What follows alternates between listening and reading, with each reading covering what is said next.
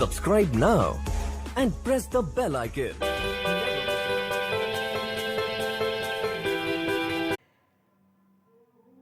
हिंदी ज्ञान गंगा धारा के इस YouTube चैनल में आप सभी मित्रों का स्वागत है। प्रतिदिन आपका क्लास अब 7:30 होने वाला है, इसलिए चैनल को सब्सक्राइब जरूर करें। 7:30 आपको रोज़ नई वीडियो मिलेंगी जो आपको उत्तर प्रदेश माध्यमिक शिक्षा सेवा चयन बोर्ड TGT PGT के लिए अति ही महत्वपूर्ण होने वाली हैं। इसलिए चैनल को सब्सक्राइब करें, क्योंकि ये संपूर्ण पाठ्यक्रम आपको निःशुल्क तैयार कराया जाएगा और आप अपनी इस परीक्षा के लिए कमर जरूर कस लें। टाइम निकालें, पढ़ाई करें और सतत रूप से तैयारी में लग जाएं। तो आपका अपना साथी हिंदी ज्ञान गंगा धारा चैनल को सब्सक्राइब जरूर करें। आज हम शुरू करेंगे आदिकाल भाग 2 व्याख्यात्मक प्रश्न। इस तरीके से भी आदिकाल का ही 2-3 वीडियो आएगा और रोज 7:30 सायं आपको वीडियो मिलेंगे। तो इसलिए आप चैनल को सब्सक्राइब जरूर करें। तो बिना समय गंवाए शुरू करते हैं। पहला प्रश्न, औहट्ट भाषा। औहट्ट भाषा से तात्पर्य क्या है? औहट्ट जो भाषा थी उस भाषा का तात्पर्य क्या है? यह क्वेश्चन पूछा जा चुका है TGT उत्तर प्रदेश 2001 में यह प्रश्न आ चुका है। औहट्ट भाषा से तात्पर्य है, तो विकल्प देखें, आप बताएं। ग्रामीण अपभ्रंश, परिनिष्ठित अपभ्रंश, ग्रामीण प्राकृत, परिनिष्ठित प्राकृत।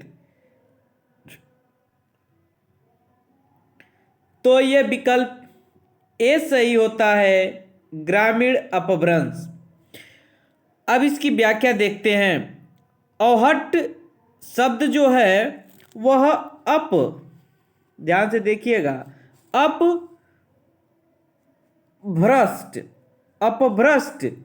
अपभ्रष्ट शब्द का विकृत रूप है। ये जो औहट्ट शब्द है, यह औहट्ट शब्द ये अपभ्रष्ट शब्द का विकृत रूप है। इसे अपभ्रंश या परिवर्ती अपभ्रंश कह सकते हैं। औहट्ट अपभ्रंश एवं आधुनिक भारतीय आर्य भाषाओं के बीच की संक्रमणकालीन भाषा है। याद करिएगा, ये औहट्ट क्या है? अपभ्रंश एवं आधुनिक आर्य भाषाओं के बीच की संक्रमणकालीन या संक्रांतिकालीन भाषा है। कौन सी भाषा? औहट्ट। इसका कालखंड 900 ईस्वी से 1100 ईस्वी तक है। इसका समय क्या है? औहट्ट का 900 ईस्वी से लेकर 1100 ईस्वी तक इसका समय निर्धारित किया जाता है। औहट्ट को अपभ्रंश और पुरानी हिंदी के बीच की कड़ी माना जाता है।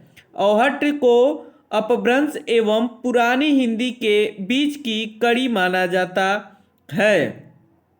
औहट्ट भाषा के प्रमुख रचनाकार हैं अब्दुल रहमान। इनका नाम अद्दई-माड़ भी है। अद्दई-माड़ भी है। अब्दुल रहमान को अद्दई-माड़ भी कहते हैं। ये औहट्ट भाषा के प्रमुख हैं, जिसका रचना है संदेश रासय या संदेश रासक। और इनके कवि हैं दामोदर पंडित, जिनकी रचना है उक्त व्यक्ति प्रकरण एवं ज्योतिश्वर ठाकुर का वर्ण रत्नाकर और विद्यापति की कीर्तिलता। ये सारी की भाषाएं औहट्ट भाषा में हैं। दूसरे प्रश्न की तरफ चलते हैं। अब राहुल साकृत्यायन के अनुसार चर्या गीत दोहा कोश की रचना करने वाले पहले बौद्ध सिद्ध हैं। क्वेश्चन का दोहराने एक बार देखिए। राहुल साकृत्यायन के अनुसार चर्या गीत और दोहा कोश की रचना करने वाले पहले बौद्ध सिद्ध हैं। तो इसमें होता है पहले बौद्ध सिद्ध सरहपा है, विकल्प ए सही, क सही। अधिकांश साहित्यकारों के अनुसार हिंदी के प्रथम कवि का नाम क्या है? सरहपा या सरहपाद। अधिकांश विद्वानों के अनुसार ये सरहपाद ही हिंदी के प्रथम कवि हैं। वे सिद्धों में सबसे पुराने माने जाते हैं। कौन? सरहपाद। राहु शाकृत्यायन ने 7वीं शताब्दी ईस्वी के सरहपाद को हिंदी का प्रथम कवि माना है। राहु शाकृत्यायन हिंदी का प्रथम किसे कवि माना है? सरहपाद का, और इनका समय है 7वीं शताब्दी। इनका मूल नाम राहुल भद्र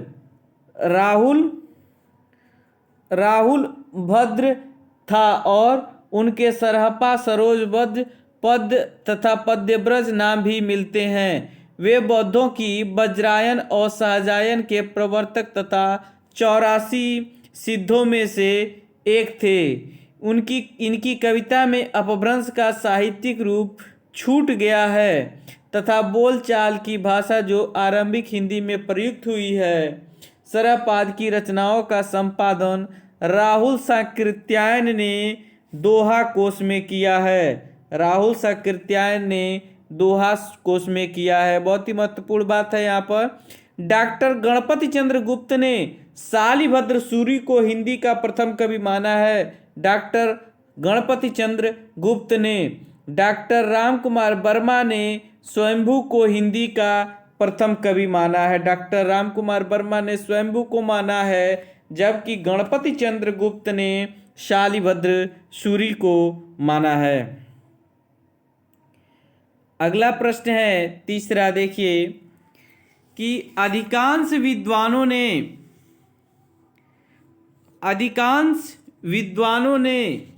अधिकांश साहित्य इतिहासकारों के अनुसार हिंदी के प्रथम कवि कौन है? हिंदी का प्रथम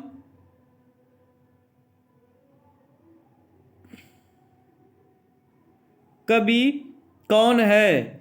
हिंदी का प्रथम कवि कौन है? तो ये क्या हो जाएगा? विकल्प ग, सरहपा। विकल्प क्या हो जाएगा इसमें? सरहपा या सरहपाद। आचार्य हजारी प्रसाद द्विवेदी ने अपभ्रंश को क्या कहा है? आचार्य हजारी प्रसाद द्विवेदी ने अपभ्रंश को क्या कहा है? आचार्य हजारी प्रसाद द्विवेदी ने अपभ्रंश को क्या कहा है? पुरानी हिंदी। अपभ्रंश को आचार्य हजारी प्रसाद द्विवेदी ने क्या कहा? पुरानी हिंदी कहा है। आचार्य हजारी प्रसाद द्विवेदी ने अपभ्रंश और हिंदी के संबंध में यह मत व्यक्त किया है। इस प्रकार 10वीं से 14वीं शताब्दी का काल, जिसे हिंदी का आदिकाल कहते हैं, भाषा की दृष्टि से अपभ्रंश का ही बढ़ाव है। इसी अपभ्रंश के बढ़ाव को कुछ लोग उत्तरकालीन अपभ्रंश कहते हैं, कुछ लोग पुरानी हिंदी कहते हैं। 12वीं शताब्दी तक निश्चित रूप से अपभ्रंश भाषा ही पुरानी हिंदी के रूप में चलती है। यद्यपि उसमें नए तत्सम शब्दों का आगमन शुरू हो गया था। इस प्रकार अपभ्रंश को हिंदी से अलग रखना चाहते थे, फिर भी उन्होंने अपभ्रंश को उत्तरकालीन साहित्य को आदिकाल की सामग्री मानकर उसका विशेष विवेचन किया है। आचार्य रामचंद्र शुक्ल ने पुरानी हिंदी को ही प्राकृतभाष हिंदी या अपभ्रंश कहा है। प्राकृतभाष हिंदी या अपभ्रंश कहा है। किसको? पुरानी हिंदी को ही आचार्य रामचंद्र शुक्ल ने। अगला प्रश्न है 10वीं से 14वीं शताब्दी के साहित्य को किस विद्वान ने आदिकाल के अंतर्गत रखा है? अभी ऊपर वाले प्रश्न में चर्चा हुई थी, याद करिए।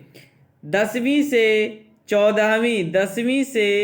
14वीं शताब्दी के साहित्य को किस विद्वान ने आदिकाल के अंतर्गत रखा है? तो ये विकल्प घ सही होता है, हजारी प्रसाद द्विवेदी जी ने।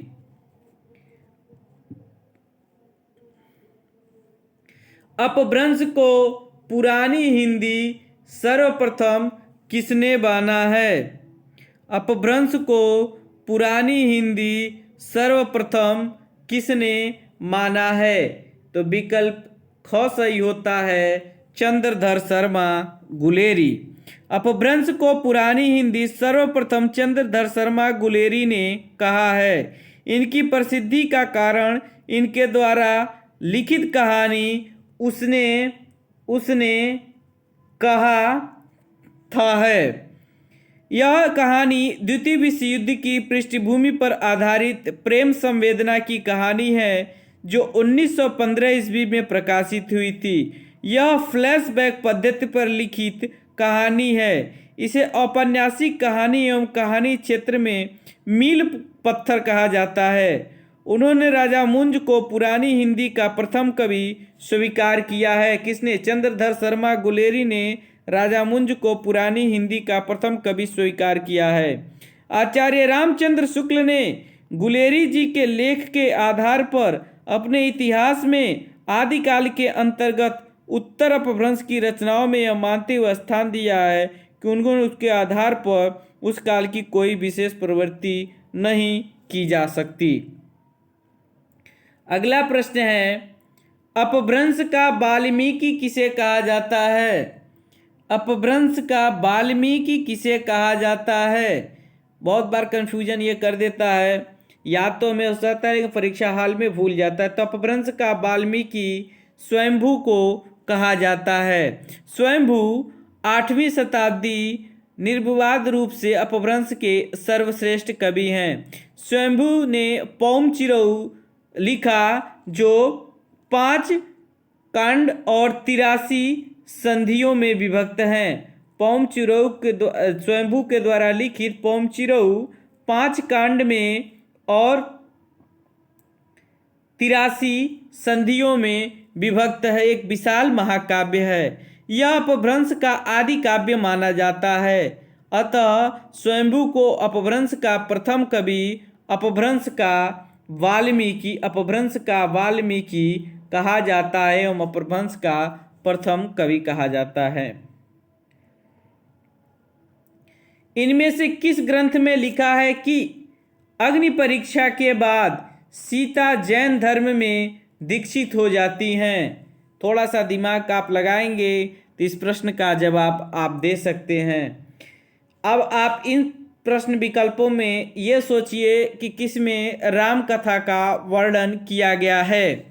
तो इसमें राम कथा का वर्णन घ पौम चिरऊ में किया गया है। अतः यह विकल्प घ सही होता है। अग्नि परीक्षा के बाद सीता ने जैन धर्म में दीक्षित हो जाती हैं। यह कहानी पौम चिरऊ में चलता है।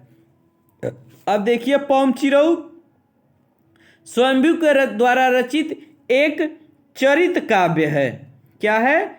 चरित काव्य है। यह 5 कांडों में विभक्त है।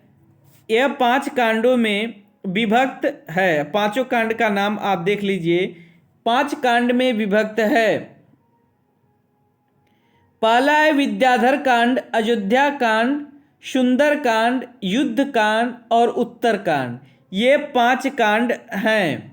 विद्याधर कांड, अयोध्या कांड, सुंदर कांड, युद्ध कांड, उत्तर कांड। स्वयंभू ने नारी के प्रति व्यवहार का वर्णन इस काव्य में किया है। नारी के प्रति पुरुष का दृष्टिकोण उस युग में कैसा था, यह काव्य में वर्णित अग्नि परीक्षा वाले प्रसंग से स्पष्ट हो जाता है। लंका विजय के पश्चात सीता को पुष्पक विमान पर चढ़ाकर कौशल नगरी लाया जाता है। सीता के आगमन पर एक ओर भव्य वातावरण, दूसरी ओर उस वातावरण में राम का ओछा व्यवहार भी नजर आता है। अग्नि परीक्षा से पूर्व सीता राम से कहती हैं कि आज मैं अपने सतीत्व की पताका फहराऊंगी। आग यदि समर्थ हो तो मुझे जलाए। जब मेरा मन शुद्ध है तो इस दिव्य शक्ति का क्या होगा। इस ग्रंथ में वर्णन है कि अग्नि परीक्षा के बाद सीता जैन धर्म में दीक्षित हो जाती हैं। इनमें से कौन सा लौकिक चरित्र काव्य माना जाता है? इनमें से कौन लौकिक चरित्र काव्य माना जाता है? ये जीआईसी प्रवक्ता में पूछा गया है। तो इसमें विकल्प ए सही होता है, भविष्यत कहाँ। लोकप्रिय व्यक्तियों के चरित्र पर आधारित काव्यों के अतिरिक्त कई ऐसे चरित्र काव्य भी रचे गए हैं जिनमें कथानायक या तो काल्पनिक होता है अथवा किसी लोक कथा से लिया गया है। इसी श्रेणी में धनपाल द्वारा भविष्यत कथा की रचना की गई। ये किसके द्वारा किया गया है? धनपाल जी के द्वारा। अगला प्रश्न है, अपभ्रंश का भवभूति किसे कहा जाता है? अभी वाल्मीकि पढ़े हैं, अब अपभ्रंश का भवभूति किसे कहा जाता है? तो अपभ्रंश का भवभूति पुष्पदंत को कहा जाता है। विकल्प क सही है। इस तरीके से यह प्रश्नों की व्याख्यात्मक श्रृंखला संपन्न हुई। अब अगला 2-3 वीडियो और पड़ेगा आदिकाल से इसी तरह व्याख्यात्मक। तो चैनल को सब्सक्राइब, लाइक व शेयर करना ना भूलें। आपका अपना साथी हिंदी ज्ञान गंगा धारा।